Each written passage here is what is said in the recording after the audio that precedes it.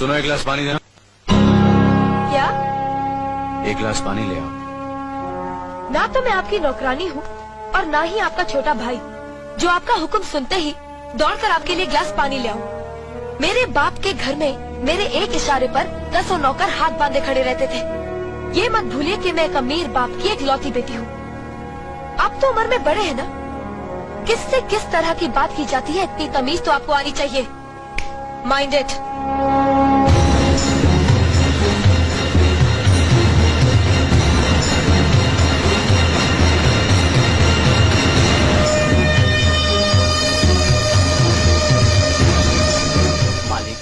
छोटी बहू की बात का बुरा मत मानना, नादान है, बच्ची है। गलती हमारी है मुनीम जी। हमने ऐसी लड़की को काम करने को कहा जिसे काम करने की आदत ही नहीं है। बड़े भैया पानी। नकुल, वो ट्रैक्टर रिपेयर करवा लिया ना? जी करवा दिया।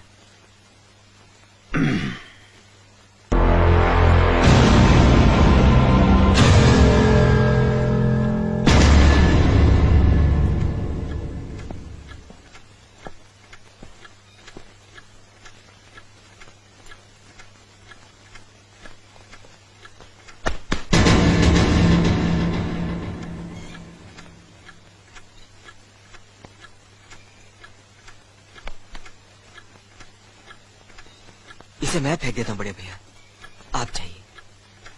मुनीम जी, जो राम प्रसाद की बेटी की शादी के लिए जेवर देने के लिए कहा था, भिजवा दिया? जी हाँ मालिक। शहर में रहकर यही बदतमीजी और ओछी हरकतें सीखी आपने? अपने से बड़ों का लिहाज करना नहीं आता आपको? किससे कह रहे हो तुम? आपसे कह रहा हूँ। औरत पैदा हुई है तो औरत की तरह रहना सीखे। मीना, नकुल, तुम अंदर जाओ।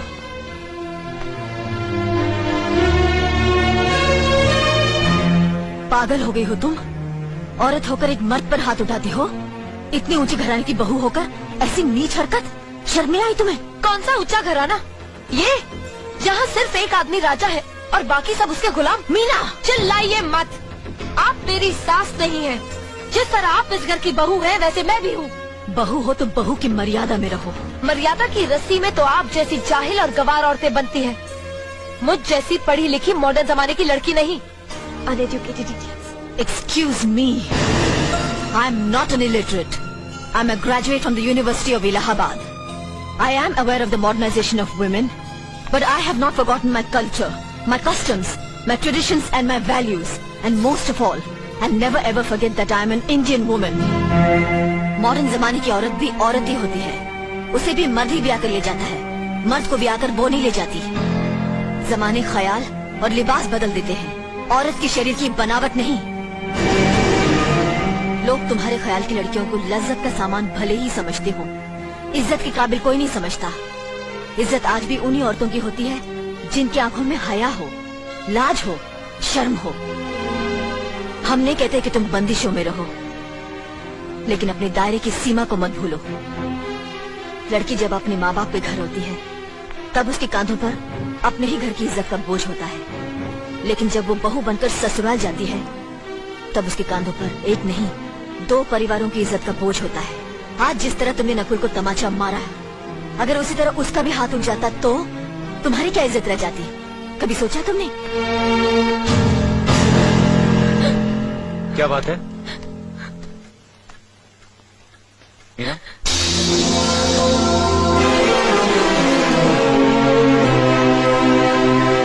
क्या हुआ भाभी? हाँ, कुछ नहीं। मीना कह रही थी कि उसे खाना बनाना नहीं आता। हमने सोचा कि 2-4 खरी खोटी सुनाने से ही सीखेगी, तो सुना दिया। बस रोने लगी। क्यों अर्जुन, हमें तुम्हारी बीवी को डांटने का भी हक नहीं? क्यों नहीं, आप हमारी भाभी माँ हैं। आप मार सकती हैं, डांट सकती हैं, कुछ भी कर सकती हैं।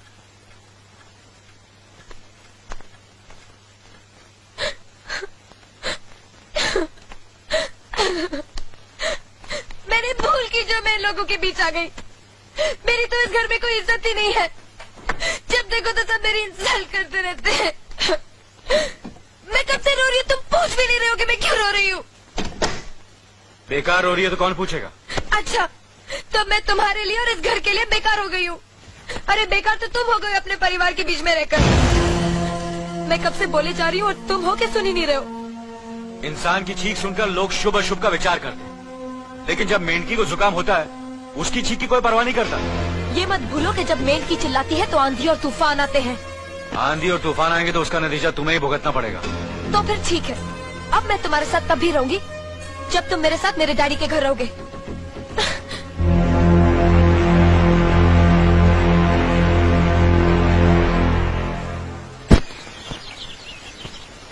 हमारी मीना बहुत प्यारी बच्ची है, लेकिन उसमें अभी भी बचपना है। हमारे तौर तरीकों को नहीं जानती है ना, लेकिन आस्ता आस्ता हम उसे सब सिखा देंगे।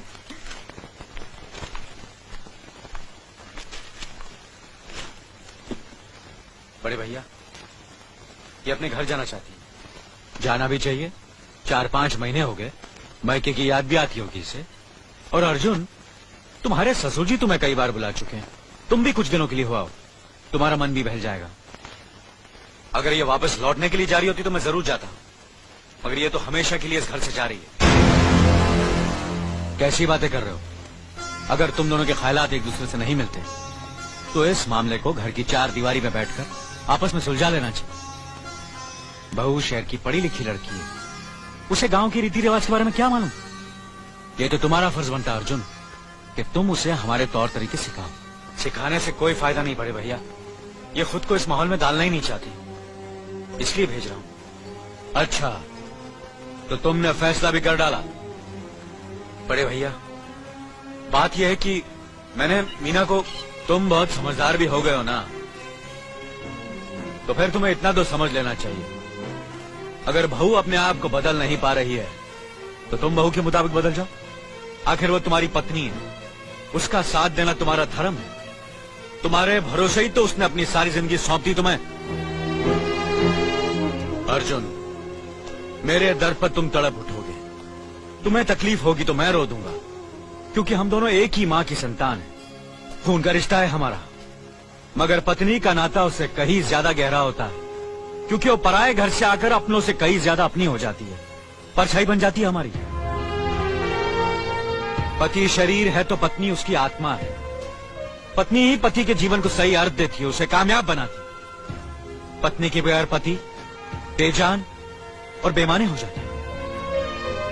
अगर आज तुम अपनी पत्नी को हमेशा के लिए उसके मायके छोड़ाओगे तो ये गांव, ये समाज क्या कहेगा हमारे बारे में? जरा सोचो अर्जुन, न्याय के सिंहासन पर बैठकर जो लोगों के अच्छे बुरे का फैसला करता है, अगर उसी के घर में नाइंसाफी होगी तो लोग हंसेंगे हम पर, किसी को मुंह दिखाने के काबिल नहीं रहेंगे हम। बड़े भैया, मुझसे भूल हो गई, मुझे माफ कर दीजिए। मुनीम जी। जी मालिक। जायदाद के दस्तावेज लाइए। जी अभी लाया। बहू, पति ही पत्नी की असली शक्ति होती है। हमारे पुरखों ने कुल धर्म पत्नी के बारे में कहा है, जो पति के काम में उसकी मददगार हो, उसे अच्छी सलाह दे, जो दासी की तरह उसकी सेवा करे, मां की तरह उसे खिलाए पिलाए, लक्ष्मी का रूप और धरती की तरह उसमें सहन शक्ति हो, वही आदर्श पत्नी होती है। औरत की सोच मर्द का मुकद्दर बनाती है। वो जब बनाने पर आती है तो कुटिया को महल कर देती है, और जब बिगाड़ने पर उतरती है तो महल को मिट्टी का ढेर बना देती है। मालिक, ये जायदाद के दस्तावेज है। हमारी जमीन जायदाद कहां कहां है और कितनी है, उसका हिसाब किताब ना बाबूजी को मालूम था, ना हम तीनों भाइयों को मालूम है। बहू, तुम पढ़ी लिखी हो, आज से इसका हिसाब किताब तुम देखोगी। लक्ष्मी जी। अपनी चाबियों का गुच्छा और ये कागजात बहू को दे दो।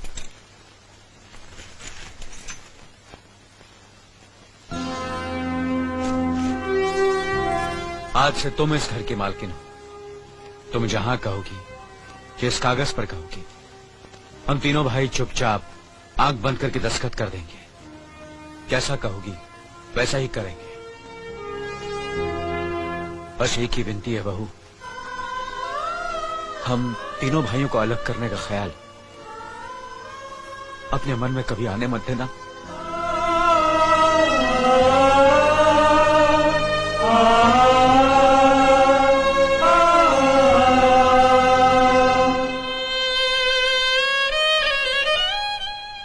अच्छा किया तुमने बहू, बहुत अच्छा किया। इनकी आंखों में आंसू देखने की हमने सपने में भी उम्मीद नहीं की थी, लेकिन तुमने हमें दिखा दिया। बहुत अच्छा किया तुमने, बहुत अच्छा किया।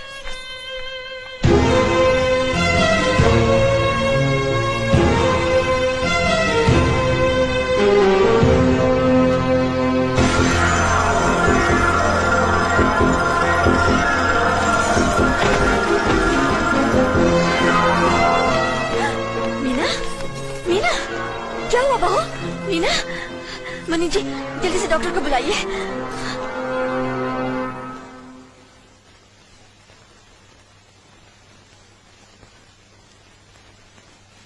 घबराने की कोई बात नहीं, ये माँ बनने वाली है।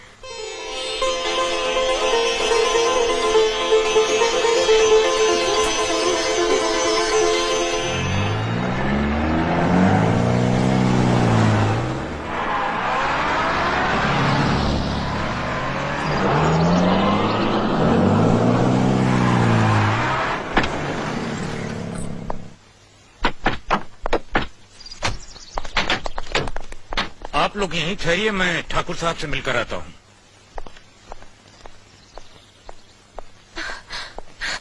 डैडी, डैडी, कैसी हो बेटी? What a pleasant surprise. आने की खबर भी नहीं की।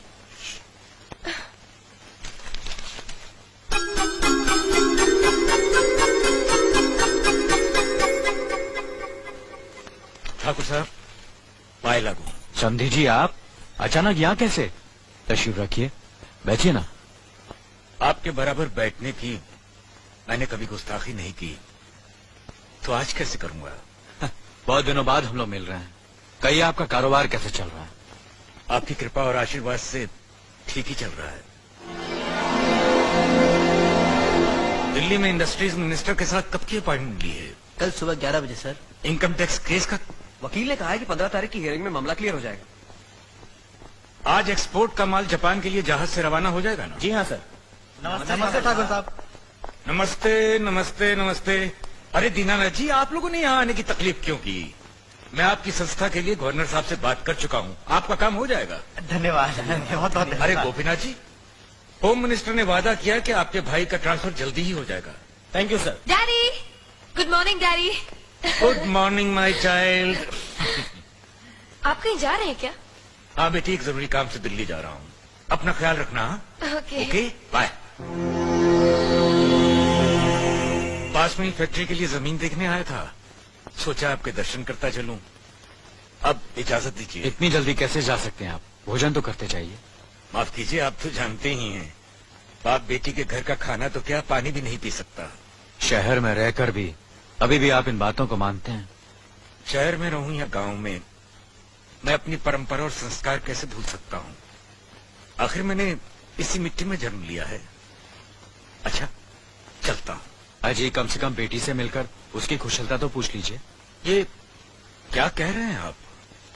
मैं इतना ऊंचा नहीं हूं कि अपनी बेटी की कुशलता पूछकर आपका अपमान करूं।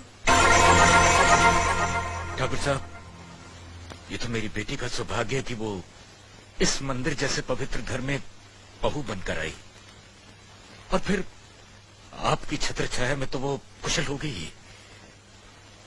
राम राम। राम राम। बेटे, जिस तरह तुम मैके में चहकाती रही हो ना, वैसे ही अपनी ससुराल को भी महकाती रहना। जी।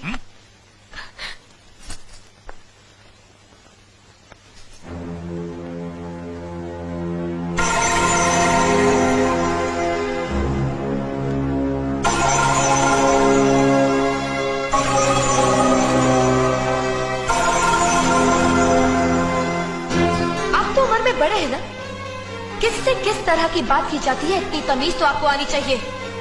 Mind it, mind it, mind it, mind it, mind it.